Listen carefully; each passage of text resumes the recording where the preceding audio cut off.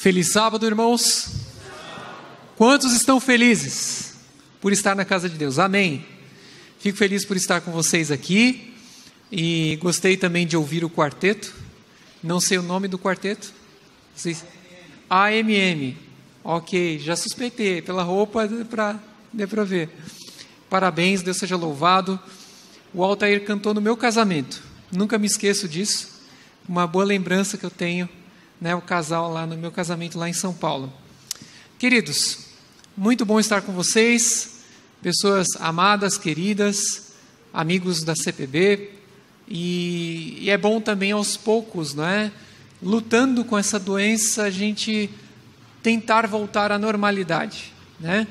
Falam sobre o novo normal, mas eu acredito que com os anos, ou com o tempo, né? Talvez não anos, mas a gente volte ao normal.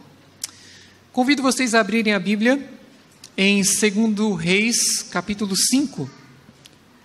2 Reis, capítulo 5, uma das histórias favoritas da Bíblia, para mim. E eu creio que para você também. 2 Reis, capítulo 5, a partir do versículo 1.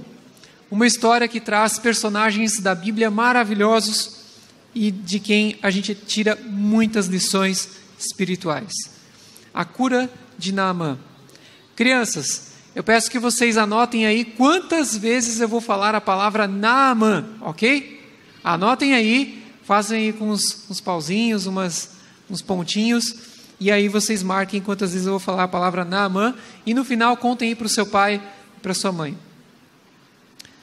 2 Reis, capítulo 5, a partir do versículo 1. Naamã, comandante do exército do rei da Síria, era grande homem diante do seu senhor e de muito conceito, porque por meio dele o Senhor tinha dado a vitória à Síria. Ele era herói de guerra, porém sofria de lepra. Tropas saíram da Síria e da terra de Israel,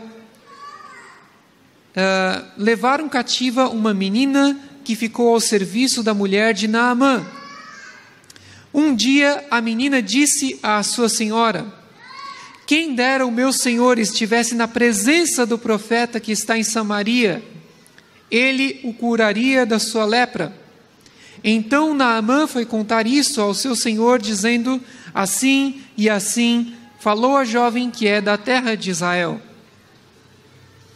O rei da Síria respondeu: vá, eu enviarei uma carta ao rei de Israel.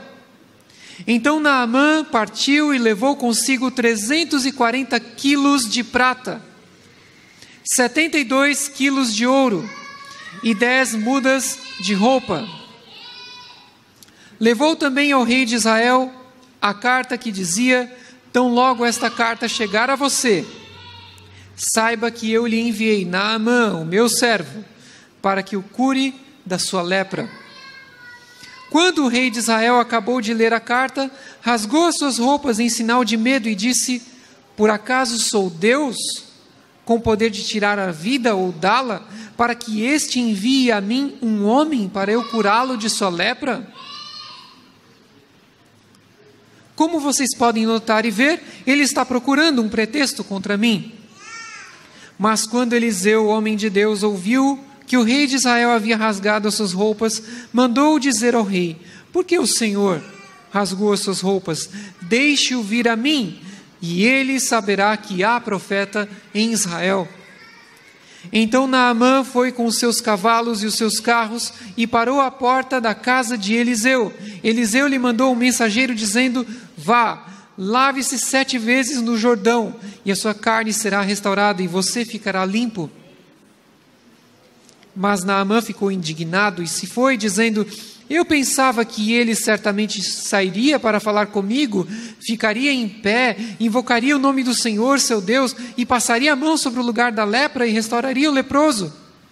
Por acaso não são Abana e Farfar, rios de Damasco, melhores do que todas as águas de Israel? Será que eu não poderia me lavar neles e ficar limpo? Deu meia volta e foi embora muito irritado. Então os seus oficiais se aproximaram e lhe disseram: meu pai, Se o profeta tivesse dito alguma coisa difícil, por acaso o Senhor não faria? Muito mais agora que ele apenas disse: vá, lave-se e você ficará limpo. Então Naamã desceu e mergulhou no Jordão 7 vezes, conforme a palavra do homem de Deus. E a sua pele se tornou como a pele de uma criança e ficou limpo. Depois ele voltou ao homem de Deus, ele e toda a sua comitiva veio, pôs-se diante dele e disse: eis que agora reconheço que em toda a terra não há Deus a não ser em Israel. E agora, por favor, aceite um presente deste teu servo. Vamos parar por aqui.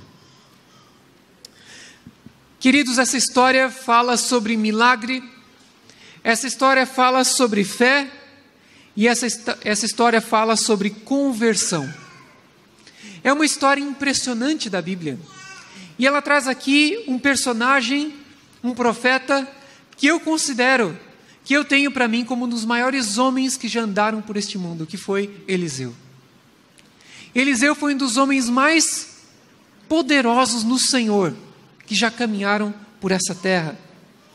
A sua fama correu por toda a terra de Israel, e até mesmo fora de Israel, porque as pessoas sabiam que Eliseu era um homem que confiava e que tinha uma fé implícita no Deus de Israel. Se vocês voltarem ao capítulo 2, logo após Elias ter ido ao céu, logo após ele ter recebido a capa e a bênção dobrada como filho primogênito dos profetas, porque vocês sabem que a herança dos profetas e a herança das pessoas era em geral, o filho primogênito recebia 2 partes e os outros recebiam 1 parte. Eliseu recebeu 2 partes, a porção dobrada de Elias, e você já pode ver ali no capítulo 2, no versículo 19, que Eliseu torna saudáveis as águas de Jericó. Deus não tinha falado para Eliseu: olha, Eliseu, vá lá e pegue um sal e jogue na água. Eliseu, da sua cabeça, da sua mente, ele sabia que Deus era um Deus de poder, e ele então deu a ideia para Deus, e Deus foi lá e realizou o milagre. Geralmente nós pensamos nos milagres como coisas que acontecem, de Deus chegar para a pessoa e falar o que ela tem que fazer, aquilo vai acontecer. Tem disso também. Mas o que acontecia com Eliseu era, e com muitos profetas, e com muitas pessoas, e com Cristo, e conosco hoje, é nós termos uma necessidade, é nós termos uma situação difícil, e nós darmos uma ideia para Deus. Como assim dar uma ideia para Deus? Deus não sabe de todas as coisas? É claro que Ele sabe. Mas Deus quer que a gente imagine, a gente use a nossa imaginação, que a gente use a nossa crença, a nossa fé, a nossa confiança nele, e a gente enxergue coisas que as pessoas não enxergaram, e coisas que Deus não iria fazer. Como assim? Muitas vezes, Deus age por meio da oração que é feita. Deus não iria agir, mas porque você pediu, porque você orou, Ele realiza.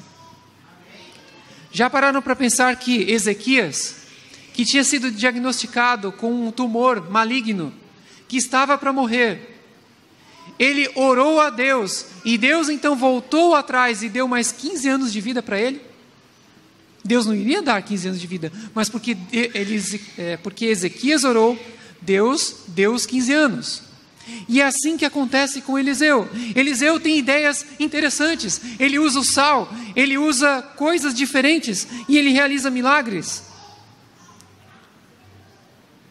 Quando você olha, por exemplo, que Eliseu realizou seu ministério no tempo de Jorão, que era filho de Acabe. E você sabe o que significa Acabe? Acabe, em hebraico, significa amor, que é Ahav. Só que em português fica Acabe, né? Bem diferente, mas é Ahav, que quer dizer amor.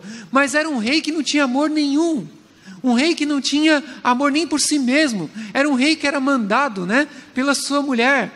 E hoje os homens não são mandados pelas mulheres, né? Só coisa do passado, né, do presente. Mas vem então Jorão, que era um homem que fez o que era mal perante o Senhor.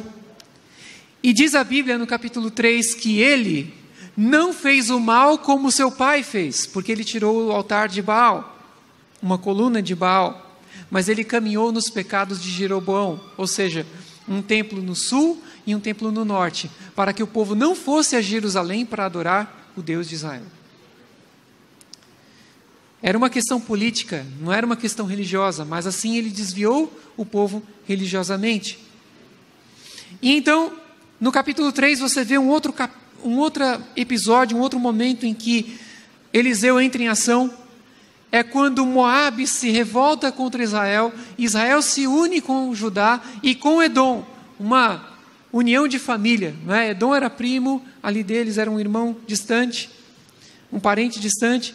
Israel e Judá, tribos irmãs, lutaram contra Moabe, e ele manda então cavar buracos no chão, porque viria chuva para alimentar o exército que estava morrendo de sede.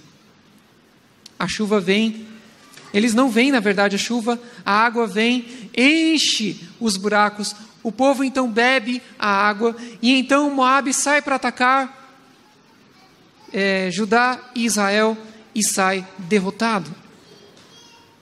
Depois vem o capítulo 4, o azeite para a viúva. O azeite sobra, a viúva então paga suas dívidas. E depois no capítulo 4 você tem Eliseu e a sunamita. A mulher faz atos de bondade para com Eliseu. Ela recebe um filho, o filho morre, mas depois o profeta vai e ressuscita o filho. A fama de Eliseu corre por toda a terra. Mas então vem a história de Naamã. O único leproso curado na Bíblia, aquele de quem Jesus disse, havia muitos leprosos na terra de Israel, mas só um sírio, só um gentio foi curado, e esse foi Naamã. E eu gostaria de refletir com vocês, queridos, nessa manhã, sobre essa história, sob um ponto de vista de cada personagem aqui. Sob o ponto de vista de Naamã, sob o ponto de vista do rei de Israel e do rei da Síria, vou colocar os dois juntos, sob o ponto de vista da menina e sob o ponto de vista de Naamã, depois voltando a Naamã novamente. Essa história começa com uma narrativa contraditória. Aqui diz na Bíblia que Naamã era comandante do exército do rei de Israel e tinha muitas vitórias. Era assim? Naamã era comandante do exército de Israel e tinha muitas vitórias? Não. Ele era comandante do exército da Síria. E ele era grande homem diante do seu Senhor e homem de muito conceito, porque por meio dele o Senhor, o Deus de Israel, tinha dado vitória a Israel. Era assim? Não. Tinha dado vitória à Síria. Olha que interessante. Geralmente nós buscamos a Deus para encontrar a vitória em Deus. O povo de Israel esperava a vitória de Deus.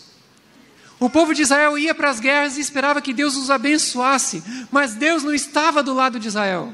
Deus estava do lado de quem? Da Síria. Deus estava abençoando a Síria. E o instrumento para abençoar a Síria era um homem. E quem era esse homem? Naamã.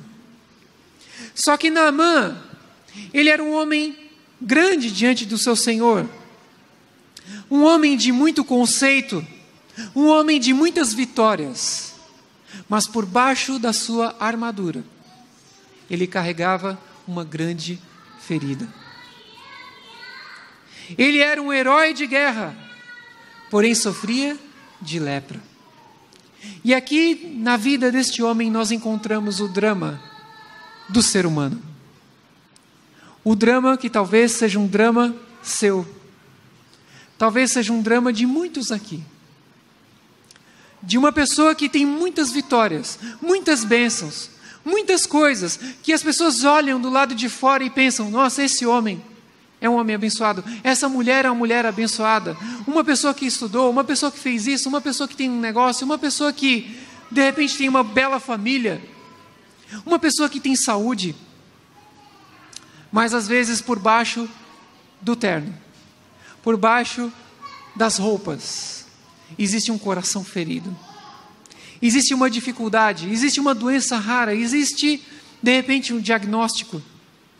Existe um filho que está longe dos caminhos do Senhor.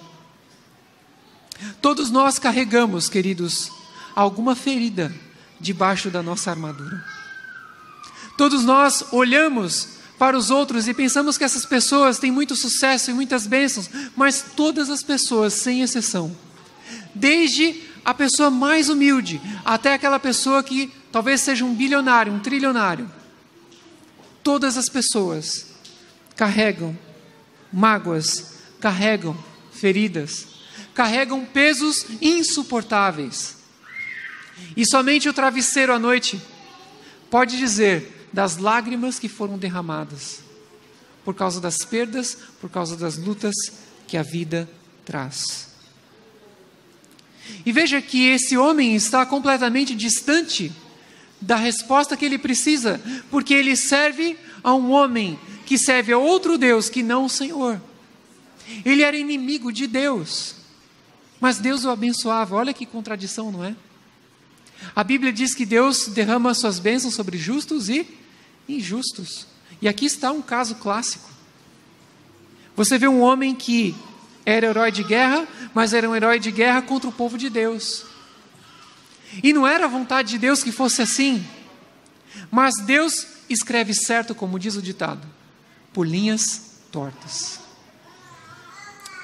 E vejam que, no meio de uma grande tragédia, o povo da Síria, então, ataca Israel e leva para a Síria uma menina israelita.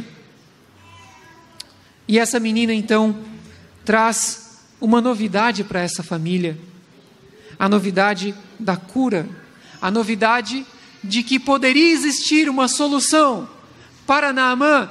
E eu pergunto para vocês, meus queridos irmãos, Eliseu ou qualquer outra pessoa no passado havia curado alguém de lepra? Existia algum caso de alguma pessoa ter sido curado de lepra? Não. Mas ele recebe a notícia e vai adiante, e vai ao rei. Eu gostaria agora de falar sobre o rei da Síria e o rei de Israel. Nós temos, em primeiro lugar, a situação de um homem completamente sem solução, completamente desesperado. Apesar de ter todas as vitórias, ele tinha a pior derrota, porque ele se via com a morte todos os dias no espelho. Mas então vem o rei da Síria. O rei da Síria era um homem poderoso, e todos os reis são homens poderosos, não é? Hoje os presidentes, né, são os líderes dos países, mas eles eram presidentes para a vida toda. Eles eram líderes sem Congresso e sem Senado, e sem STF. E eles reinavam sem nenhum freio, sem nenhum contrapeso, sem nenhum controle, né? Misericórdia. Isso se fosse um bom rei, tudo bem, mas se fosse um mau rei, tudo mal. Enfim. E esse rei, ele então ouve sobre o que a menina disse, e ele diz o seguinte: olha, vou escrever aqui uma carta, e eu vou mandar, e o rei de Israel que está apanhando de mim, vai ter que obedecer, senão vai levar. É exatamente isso. E vejam que ele envia uma carta para o rei de Israel, e essa carta diz assim: tão logo essa carta chegar a você, saiba que eu lhe enviei Naamã, meu servo, o que tem vitórias contra você, o que derrota você, e você vai ter que curá-lo para ele continuar derrotando você, para que você o cure da sua lepra. Eu gostaria de resgatar aqui uma ideia que está por cima de tudo isso daqui. Sempre as curas na Bíblia estão relacionadas à salvação. A palavra salvar e a palavra curar, em grego, sozo, tem o mesmo sentido. Você pode salvar alguém de uma doença e você pode salvar alguém espiritualmente. Você pode ter as duas coisas conjugadas para significar a salvação holística que Deus realiza em nós a salvação do corpo e a salvação espiritual. Mas vejam que o rei de Israel, o rei da Síria, ele achava que poderia, com uma canetada, conseguir aquilo que ele quisesse. Conseguir a bênção espiritual, conseguir a bênção física. Mas, queridos, a bênção não pode ser conseguida por meio do poder, por meio do dinheiro. Não é por meio dessas coisas que a gente consegue as coisas de Deus, as bênçãos de Deus. Não é por você ter algo a mais na sua vida, você ter dinheiro, que você tem qualquer privilégio na igreja. Todos diante de Deus e todos na igreja são completamente o quê? Iguais. Só que o rei da Síria não pensava assim. Ele dizia o seguinte: eu vou escrever uma carta e eu vou conseguir o que eu quiser. Eu quero isso, eu quero agora. Então logo chegue a carta. Mas as coisas de Deus não são assim. Vejam que quando Eliseu foi curar Naamã, ele aceitou o dinheiro que Naamã trouxe? Não. Vejam, queridos, essa Bíblia aqui é a Nova Almeida atualizada, que vai ser a Bíblia adotada pela igreja na América do Sul. A CPB agora está movendo todos os materiais para essa Bíblia agora. É uma mudança tectônica, vamos dizer assim, é uma mudança imensa mesmo. Aqui diz que ele deu para Naamã pagar pela cura 340 quilos de prata, 72 quilos de ouro e 10 mudas de roupa. Imagine o que seria mais ou menos 72 quilos de ouro. 72 quilos de ouro. 1 grama de ouro está quanto? Acho que R$300, não é? 1 grama de ouro. Né? R$300. 1 grama. Não é 1 grama, viu, gente? Não vamos pedir no mercado. Eu quero 300 gramas de mussarela. 300 gramas é a grama lá que está no chão. É a plantinha. 300 gramas de mussarela. Tá bom? 300 gramas, mas 300 gramas de qualquer coisa, mas é 300, não 300. 1 grama de ouro, R$300. 1 quilo tem quantos gramas? Quem é bom de matemática aqui? 1000, exatamente, 1000 gramas. Então, vocês veem que ele levou então 72 mil gramas de ouro. 72 mil gramas vezes R$300 vai dar mais ou menos 21 milhões de reais. 21 milhões de reais. Se você aplicar e receber 1% na poupança de 21 milhões de reais, você vai ter quanto por mês? Quem é bom de matemática aí? 210 mil reais. É isso? 210 mil reais. Divide por 100, vai dar exatamente isso. Um salarinho de 210 mil reais para vocês, tá bom? Dá para comprar alguma coisa? Acho que dá, né, gente? Eu acho que dá. 210 mil já me ajudaria bastante, tá? Agora, 72 quilos de ouro, 340 quilos de prata.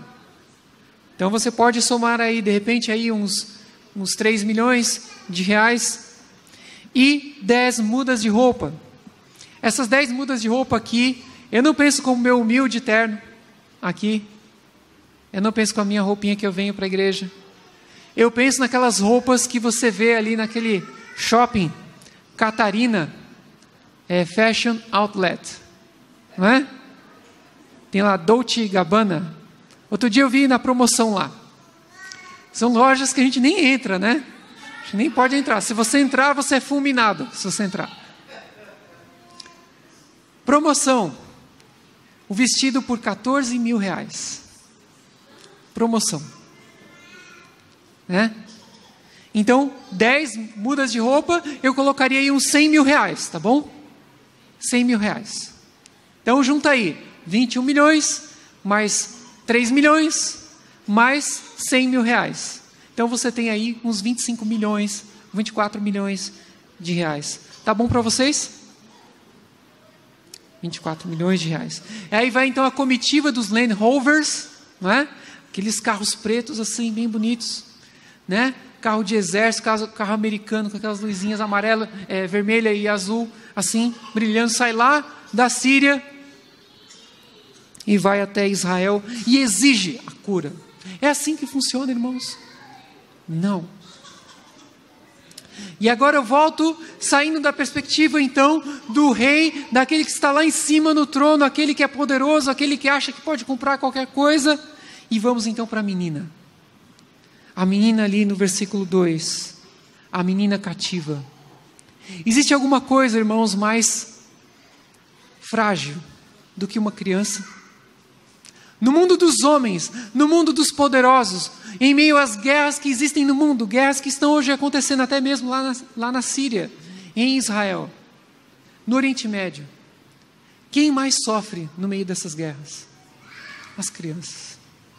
As crianças refugiadas, as crianças que ficam sem os pais, e era o caso dessa menina. Provavelmente seu pai foi morto na guerra pelas tropas ali de Naamã. A mãe possivelmente foi vendida como escrava. E especialmente as meninas e as mulheres eram estupradas. Eram maltratadas. No caso aqui eu creio que não. Imagino que fosse uma menina apenas como uma serva do lar. Mas isso era normal, irmãos. Era completamente normal naquela época. E a menina então chega à sua senhora e diz: quem dera meu senhor estivesse na presença do profeta que está em Samaria, e ele o curaria de sua lepra. E eu volto à questão, ela já tinha visto alguém ser curado de lepra? Não. E aqui nós enxergamos, irmãos, o mesmo princípio que havia na mente dos homens e mulheres de fé do passado, que é enxergar coisas que não foram vistas, é imaginar coisas que não tinham sido feitas. E agora você colocar no caminho de Deus, no caminho da ação de Deus, na mão do Deus do universo, a decisão de curar, a decisão de atuar e de realizar algo que nunca foi visto, que nunca foi realizado. E a gente enxerga esse poder e essa realização por meio da menina aqui dessa história. E foi exatamente por isso que Jesus disse para Nicodemos: se você quiser estar no reino dos céus, você tem que se tornar como uma criança. Porque a criança acredita, porque a criança aceita, porque a criança não questiona. Se você disser para ela o que você vai dar, ela vai acreditar. O meu tio brigava com meu pai e ele reclamava do meu pai. Quando eu era pequeno, nós morávamos bem de frente para o aeroporto de Congonhas, lá em São Paulo. A pista do aeroporto estava na perpendicular, ou seja, a gente via o avião pousar ou decolar, facilmente assim, né? Eu morava a metros do aeroporto, não morava nem 1 quilômetro de distância. E estava lá e via o aeroporto. E aí então passavam os aviões e eu dizia: pai, me dá um avião, me dá esse avião. E meu pai falava: sim, filho, é seu. Obrigado, pai. Pai, me dá isso, me dá aquilo. Tudo meu pai falava que me dava. Mas não ganhava nada. Mas eu acreditava. As crianças acreditam, as crianças elas têm essa questão de acreditar, de aceitar, de crer. E é isso que a gente precisa. A gente precisa crer, a gente precisa aceitar, a gente precisa entender que Deus é capaz sim de dar tudo aquilo que a gente precisa, de tudo aquilo que a gente necessita. E essa foi a perspectiva da mulher, da menina israelita. E aí então agora voltamos a Naamã, e eu gostaria de terminar com Naamã aqui. Naamã pega os seus carros oficiais, seus Land Rovers, seus cavalos, né? Alazões bonitos, egípcios, quem sabe os cavalos brancos, assim, os cavalos negros bem bonitos. E chega então com aquela pompa, né? De repente os carros assim, com alguns detalhes em ouro, com aquelas roupas bonitas, reluzentes, de repente com algum escudo, de repente alguma armadura, alguma roupa real. Ele era do exército inimigo e ele vai ali com toda a pompa, mostrando que ele tinha importância, que ele tinha autonomia para estar ali. Eliseu não iria sair, não iria pôr a sua mão para que ele não acreditasse de maneira nenhuma que o poder estava em Eliseu, mas que o poder estava em Deus. A comitiva ficou parada ali. As luzes azuis e amarelas estavam brilhando nos carros e nada aconteceu. Então Naamã ficou indignado ali no versículo 11 e já se virou, já deu meia volta dizendo: eu pensava que ele faria isso e isso comigo, ele ia pôr a mão sobre mim, iria falar alguma coisa, iria me curar. Vejam, irmãos, que Deus, Ele nem sempre age como nós pensamos. Deus não segue o caminho que nós pensamos. Deus vai fazer o que você quer. Às vezes Deus faz, às vezes não. Mas nas vezes que Deus faz o que você quer, nem sempre Ele vai fazer do jeito que você quer. E a gente precisa entender isso. Muitas vezes a gente quer pegar a mão de Deus e fazer: Senhor, faz isso aqui, ó, é desse jeito que eu quero. É desse jeito, é assim, assim, assim. Mas Deus não vai fazer desse jeito. Deus tem o seu caminho, Deus tem a sua maneira, Deus tem um jeitinho especial. E diz a Bíblia, Ellen White, no livro O Comportor Evangelista, que eu li muitas vezes na minha época em que eu comportei. Aqui está o pastor João, que tem muita experiência, comportor de êxito, e veio para a CPB por isso. Deus tem tem 1000 maneiras de satisfazer as nossas necessidades, das quais a gente não sabe nenhuma. A gente não sabe quais são as maneiras que Deus tem, os caminhos que Deus tem para satisfazer, para nos ajudar, para nos dar um apoio quando a gente precisa. E então, Naamã dá a volta, ele vai entrar na sua Land Rover e vai embora. Mas então vem a palavra da sensatez, ali no versículo 13. Alguém chega para ele e diz assim: meu pai, se o profeta tivesse dito alguma coisa difícil, por acaso o Senhor não faria? Aqui me lembra um pouquinho o povo da Bahia, né? Ô pai, né? Eles falam assim: ô pai, né? E essa gíria também veio para São Paulo. Então a pessoa vem: ô pai, né? Eles vêm assim para você e falam assim: chamou o pai. E eles chegaram então para ele e falaram: meu pai. Ele devia ser da Bahia, esse rapaz aqui. Se o profeta tivesse dito alguma coisa difícil, por acaso o Senhor não faria? Sabe, muitas vezes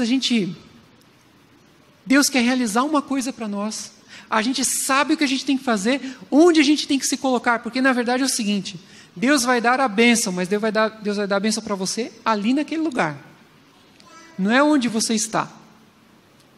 E a sua única parte é fazer o seguinte: dê alguns passos, vá até ali e você vai ser abençoado. E eu imagino, irmãos, que a casa de Eliseu era próxima ao Rio Jordão. Bastava Naamã dar alguns passos, entrar na água, uma água barrenta, ok, sem problema nenhum, se mergulhar 7 vezes e sair. Mas Naamã, ele não queria. Talvez esteja falando aqui para alguém presente na igreja, ou de repente assistindo pela internet, que está sendo chamado a entregar a sua vida a Deus, que vem à igreja por anos e anos, e não é batizada. Alguma pessoa que de repente quer servir a Deus, quer ter as bênçãos de Deus, quer ser curada da lepra espiritual, mas não se entrega, não muda, não quer se colocar no lugar que Deus quer que ela esteja. O lugar que Deus quer que você esteja é onde? Na igreja. Se você não pode estar na igreja por alguma necessidade, ok, mas participe do culto nessa fase de pandemia. Aqui é o seu lugar. E esse é o chamado que Deus faz a nós. Deus quer dar uma bênção a você, mas você precisa se colocar no lugar em que Deus vai dar a bênção. Se você não se colocar lá, Deus não vai te abençoar. Simples assim. Se Naamã tivesse voltado, ele teria sido curado? Não. Quer dizer que Deus é caprichoso. É só se você fizer do jeito que eu quero, igual aquelas crianças, né? Eu sou dono da bola, mas vocês vão brincar 1 minuto, eu brinco 5. Não é assim. Deus, ele fez esse pedido para Naamã, porque esse pedido físico, e esse gesto físico de se mergulhar 7 vezes, a água do Jordão não tinha nenhuma cura, não era a água do Jordão também que curava. É para que ele, por meio de um gesto físico, e entregasse o seu coração. Sabe, muitas vezes quando nós fazemos apelos, os pregadores, pastores, fazemos um apelo, é porque somente com o gesto de a pessoa caminhar para frente, que ela está dizendo para si mesma, e ela está expressando publicamente a sua decisão. Esse é o caminho que Deus fez com Naamã. Naamã, você precisa entregar o seu coração a mim, e ao fazer isso que eu estou te pedindo, você vai expressar essa sua decisão. E então, o rapazinho da Bahia falou isso para Naamã, e Naamã pôs a mão na consciência e realmente, o não eu já tenho, a lepra já está aqui comigo, se eu me molhar lá na água barrenta, depois eu só tomo um banho e pronto. Mas, e se der certo? E se for bom mesmo? E se for o caminho do milagre? Vou entrar. E ele então vai dar os passos até o Jordão. E eu imagino que você hoje deu passos para estar aqui na igreja, e você deu passos para receber a bênção de Deus. E Deus vai te abençoar. Creia nisso. Naamã entrou no rio e se batizou no rio sozinho. E ele se batizou uma vez, ou seja, mergulhou uma vez. Olhou para o braço dele, do mesmo jeito. Mergulhou a segunda vez, olhou de novo, também estava lá, a lepra. Mergulhou a segunda, a terceira, e ainda não tinha sido curado. Vejam, queridos, que a gente tem que cumprir a palavra do Senhor, você tem que obedecer a Deus. Você tem que fazer exatamente o que o Senhor está te pedindo. E ao fazer o que Deus está te pedindo, Ele vai realizar o milagre. É um milagre que acontece na caminhada. É igual Deus disse para Moisés: por que você está clamando a mim? Diga ao povo que marche. Não é o mar se abre e depois você caminha. É primeiro você caminha e depois o mar abre. Vocês estão entendendo? Uma vez, eu estava por aqui, por Tatuí, e um homem me chamou à sua casa, um ancião de igreja, um homem de fé, um homem de longa caminhada com Deus, e são esses os que eu mais admiro, viu, gente? Não admiro aquele que vem, fez um monte de coisa errada na vida, e depois vem e se converte. É legal, eu acho bonitas essas histórias, mas eu acho mais bonitas as histórias de homens e mulheres que caminharam com Deus ao longo da vida. Esse homem me chamou, ele tinha na sua casa um rapaz que era um ex-adventista, que tinha andado pelo mundo, tinha feito tudo que era coisa errada. E ele estava em depressão, ele estava preocupado, com suspeita de AIDS, ele estava sem saber o que fazer, estava doente, estava cansado, estava triste. E eu fui lá visitá-los. Conversando com ele, eu entendi a situação. O rapaz, ele havia se afastado de Deus, e ele se envolveu com uma moça, na verdade, uma mulher, uma prostituta. E ele vivia com essa mulher. E essa mulher havia abandonado a sua vida. E ele, por ter o relacionamento com ela, ele achava que pudesse ter AIDS. Mas o pior não era isso. É que ele não estava conseguindo emprego, ela também. E aí então, ela voltou à antiga vida, ainda morando com ele.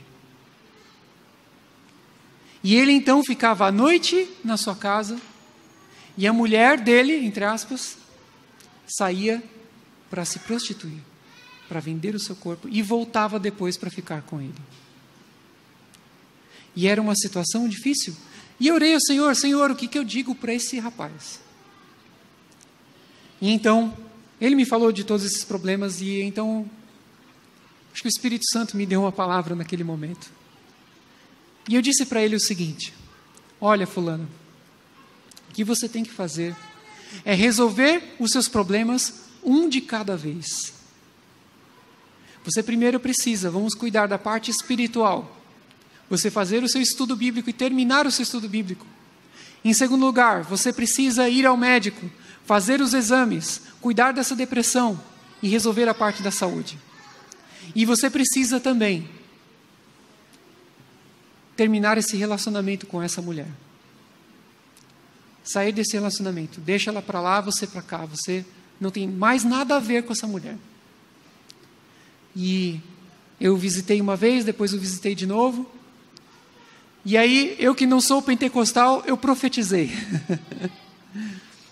Eu falei para ele, olha, fulano, eu olho para você e eu vejo você saudável, eu vejo você na igreja, eu vejo você casado e eu vejo você com o seu carro. Você vai ter uma vida normal, porque você está entregando a sua vida nas mãos de Deus.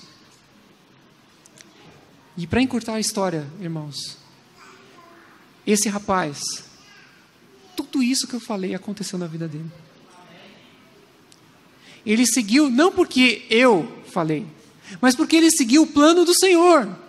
Porque ele se colocou no lugar em que Deus podia abençoá-lo. Porque no lugar em que ele estava, Deus jamais poderia abençoá-lo. E ele foi obediente, e ele caminhou com Deus, e ele fez o que Deus queria para a vida dele. E vocês sabem de uma coisa? Até hoje ele está bem. Ele caminha entre nós aqui, não aqui nessa igreja.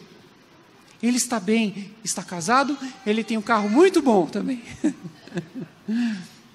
E eu participei do seu batismo, eu fiz o seu batismo.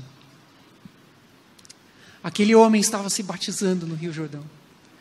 As marcas da lepra estavam nos seus braços, estavam no seu tórax, estavam no seu corpo. Mas quando ele se mergulhou pela 7ª vez, quando ele obedeceu tudo aquilo que Deus tinha mandado ele fazer, sem pagar nenhum centavo, sem tentar conquistar nada de Deus, somente colocando o seu coração, entregando a sua vida e dando um passo à frente pela fé. Sabe o que aconteceu? Aqui diz a Bíblia que a sua pele se tornou como a pele de uma criança e ficou limpo. Isso me lembra a menina. A menina era uma criança e a pele dele se tornou como de uma criança. E aqui nós vemos, irmãos, as bênçãos que Deus derramou sobre aquela menina. Eram as bênçãos que Deus estava derramando sobre aquele homem. A inocência e a limpeza que estava no coração daquela menina começaram a fazer parte da inocência e limpeza, não somente da pele daquele homem, mas do seu coração. Uma transformação interna. E ele, em seguida, aconteceu o sozo na vida dele, o que diz em grego, a palavra em grego que serve tanto para a cura física quanto para a cura espiritual. E ele diz, agora eu reconheço que em todo o mundo não existe Deus, somente o Deus da terra de Israel. E ele então faz um pedido estranho para Eliseu, e ele pede para carregar a terra de Israel para a Síria. Porque eles entendiam que o Deus era um Deus ligado à terra. Então a terra dele, igual Ruth fez, o teu Deus é o meu Deus, a tua terra é a minha terra. Ele fez exatamente, ele pegou um pedaço da terra de Israel para dizer que o Deus daquela terra era o Deus dele. E eu digo para vocês, irmãos, o que falta para você nessa manhã?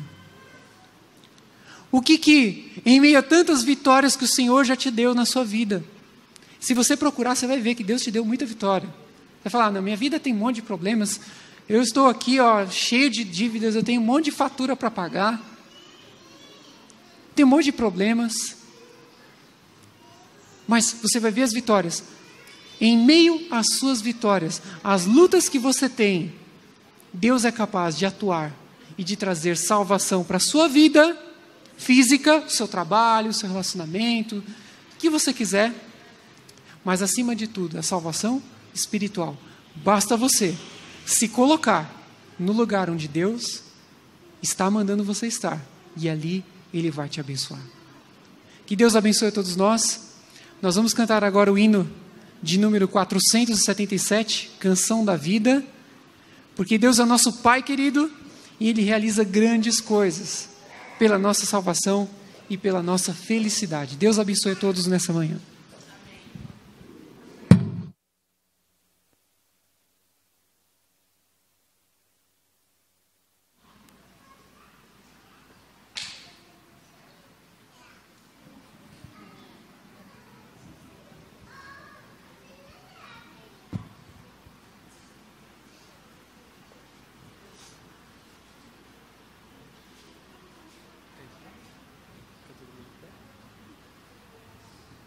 Fiquemos em pé.